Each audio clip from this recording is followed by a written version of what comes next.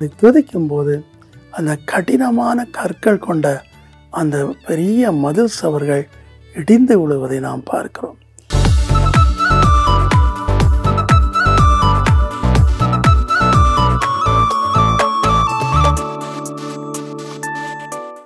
துதித்தலின் மேன்மை பற்றி நாம் இன்றைக்கு பார்க்க போகிறோம்.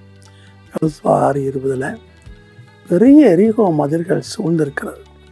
இஸ்ரவேலருக்கோ யுத்தம் என்றால் என்னன்னு தெரியாது. அதற்கு முன்பாக 2-3 யுத்தங்கள் பண்ணியிருக்கிறார்கள். இருந்தாலும் கானான் தேசத்துக்குள் போகும்போது அவளை குறித்த துர்ச்செய்தியை 12 பேரில் 10 பேர்களுக்குள் பரப்பினார்கள். எனவே அந்த இடத்தில் ராட்சசர்கள் இருக்கான்னு பயந்தார்கள். ஆனால் கர்த்தரோ யோசுவாவை நோக்கி 7 நாள் அந்த பெரிய காசலை சுற்றி துதிக்க வேண்டும் என்று கூறினார். அவளை காலங்களை எடுத்து தேவனை துதித்து வாசித்து அவரை பாடி அவரை துதிக்கும் போது அந்த கடினமான கற்கள் கொண்ட அந்த பெரிய மதில் சுவர்கள் இடிந்து விழுவதை நாம் பார்க்கிறோம். ஆம், எனக்கு அன்பான தேவ ஜனமே, நமக்கு எதிரான தடைகள், நமக்கு எதிரான சத்துருவின் போராட்டங்கள் வரும்போது நாம் துதிக்க வேண்டும். சில வருஷங்களுக்கு முன்னாடி நான் ஒரு இடத்துல ஒரு நிலத்தை வாங்கினேன். அந்த நிலம் ஒரு பால் கடிப்பின் நிலமாக இருந்தது. வெறும் அழுக்கு தண்ணி நிறைந்த இடமாக இருந்தது, பாறையில் நிறைந்த இடமாக இருந்தது. அதில் ஒரு 2-3 வீடு தான் இருந்தது. பிற்பாடு கர்த்தருடைய பெரிய கிருபையினாலே என் மனைவி கார்ப்பரேஷன் பேங்க்கில் லோன் வாங்கி ஒரு வீட்டை கட்ட முற்பட்டாள். வீடும் கட்டி ஆயிற்று. லோன் எல்லாம் அடைத்து வீடு நன்றாக வந்து கொண்டிருந்தது. அப்படியா நாங்கள் கட்டி முடித்தோம். கட்டி முடிக்கும்போது எதுக்கு வீட்டில் வரும் பக்கத்து வீட்டில் எப்பொழுது பார்த்தாலும் எங்கள் மீது பொறாமை கொள்வார்கள். எப்பொழுது பார்த்தாலும் நாங்கள் அழிந்து போகணும்னு நினைப்பார்கள்.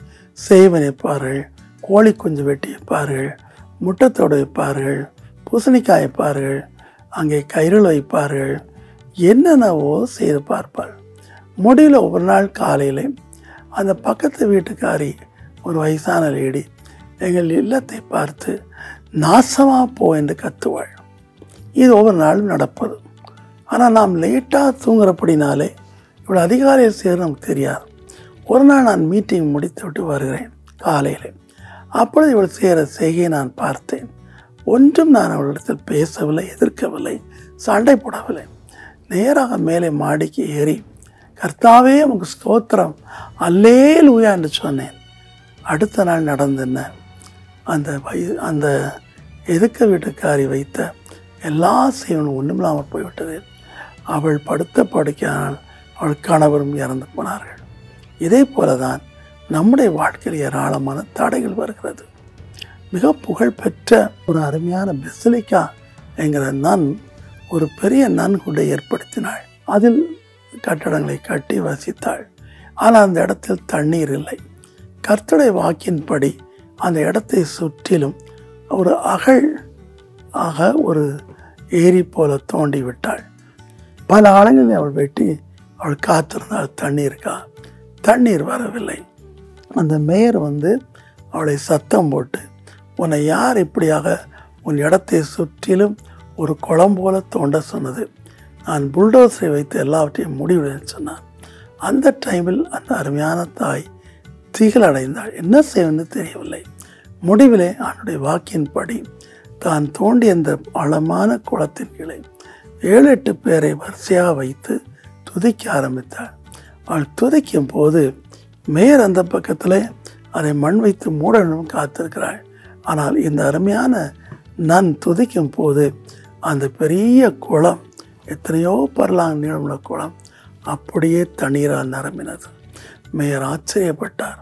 நான் இதை மூடன்னு நினைத்தேன், ஆனால் உனக்கு மட்டுமல்ல எங்களுக்கும் தண்ணீர் கிடைத்ததுன்னு சொன்னார். ஆம் பிரியமானவர்களே, நம்முடைய வாழ்க்கையில் ஏராளமான காரியங்கள் இப்படி தான் நடக்கிறது. தடைகள் நடக்கிறது. நாம் முன்னேறாதபடி பல விதங்களில் எரிச்சலின் ஆவிகள் இருக்கிறது. பயப்பட வேண்டாம். சிஸ்டர் பெசிலிக்காவை நடத்தின தேவன், என்னை நடத்தின தேவன் உங்களுக்காக யுத்தம் செய்வார். உங்களுக்காக நீர்வளமான இடங்களை ஏற்படுத்துவார். செபிப்போம். அன்பின் கர்த்தாவே, இன்றைக்கும் கூட கர்த்தாவே, தண்ணீர் இல்லை என்பது மாத்திரமல்ல, நான் என்ன செய்வேன்? என்னுடைய வாழ்க்கையை நான் எப்படி நடத்துவேன்? எப்பொழுது பார்த்தாலும் கடனாகவே இருக்கிறேனே. என் வியாபாரம் சீணித்து போய்விட்டதே. நான் கர்த்தருக்காக வைத்த திட்டங்கள் நிறைவேறாமற் போய்விட்டது என்று கலங்குற உம்முடைய ஊழியக்காரை கண்ணோக்கி பார். உமக்காக தங்களை அர்ப்பணித்த உம்முடைய ஊழியக்காரன் இரக்கம் வையும். எது முடியவில்லை நினைக்கிறார்களோ அந்த இடத்தில் அவர்களை துதிக்கும்படி செய்யும். அப்படி துதிக்கும் போது கர்த்தாவே, வறட்சியை நீக்கி நீர்வளமான தோட்டங்களைப் போல அவருடைய ஊழியங்களையும் அவருடைய திட்டங்களையும் கட்டாயம் நிறைவேற்றும். அவளை ஆசீர்வதியும். உம்முடைய கிருபையினால் அவளை மேன்மைப்படுத்தும். இயேசுவின் நாமத்தில் தாழ்மையோடு வேண்டிக் கொள்கிறோம் பிதாவே. ஆமேன், ஆமேன்.